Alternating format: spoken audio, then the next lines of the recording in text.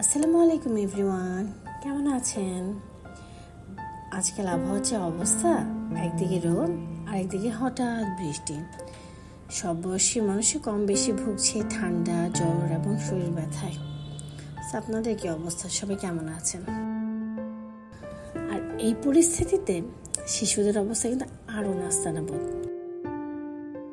শিশুরা তো এমনিতেই কিছু খেতে চায় না, আর শরীর খারাপ হলে তো কথাই নেই। মা বাবার এই সময় সবচেয়ে বড় মাথা ব্যথা হয়ে যায়। ঠান্ডা লাগলো, এখন শিশুকে কি খাওয়াবো? শোনা যায় ঠান্ডা লাগলে নাকি টক ফল আরো ঠান্ডা বাড়ায়, কিন্তু সত্যি কি তাই? চলুন জানা যাক এ ব্যাপারে বিজ্ঞান কি বলে, এবং সচেতন মা বাবা হিসেবে আমাদেরই বা করণীয় কি। তাই আজ আমরা আমাদের আজকের ভিডিওতে কথা বলবো টক ফল খেলে আসলে কি হয়। তবে শুরু করার আগেই বলে নিতে চাই, এখনো পর্যন্ত যারা আমাদের চ্যানেলটিকে সাবস্ক্রাইব করেননি কিন্তু আমাদের ভিডিওগুলো দেখছেন, তাদেরকে বলবো এখনই সাবস্ক্রাইব করে রাখুন এবং পাশে থাকা বেল আইকনটিকে ক্লিক করে রাখুন এমন আরো অনেক ইনফরমেটিভ ভিডিও পাওয়ার জন্য।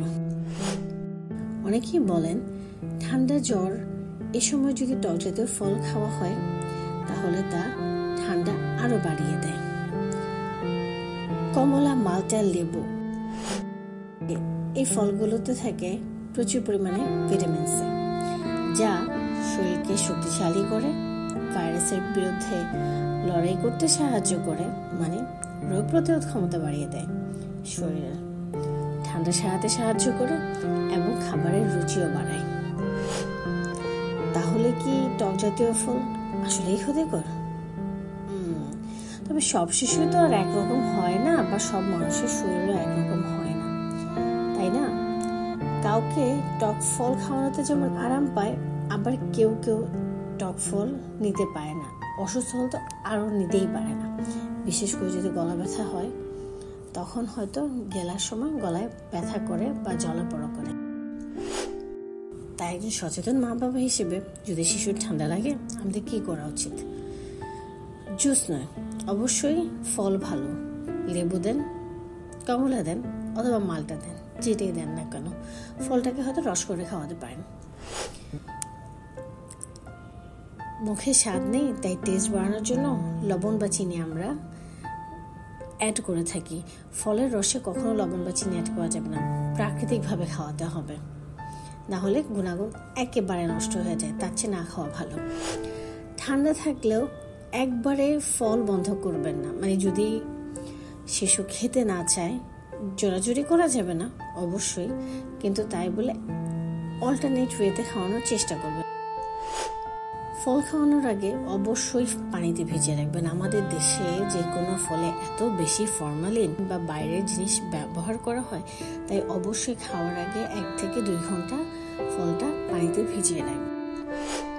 গরম করে কোনো কিছু খাওয়ানো যাবে না, তাই বলে ঠান্ডাও খাওয়ানো যাবে না। রুম টেম্পারেচারে খাওয়ানোর চেষ্টা করবেন, অথবা ফলটাকে রস করার আগে ফলটাকে হালকা কুসুম গরম পানিতে কিছুক্ষণ দিয়ে রাখতে পারেন, মানে একটা বাটিতে।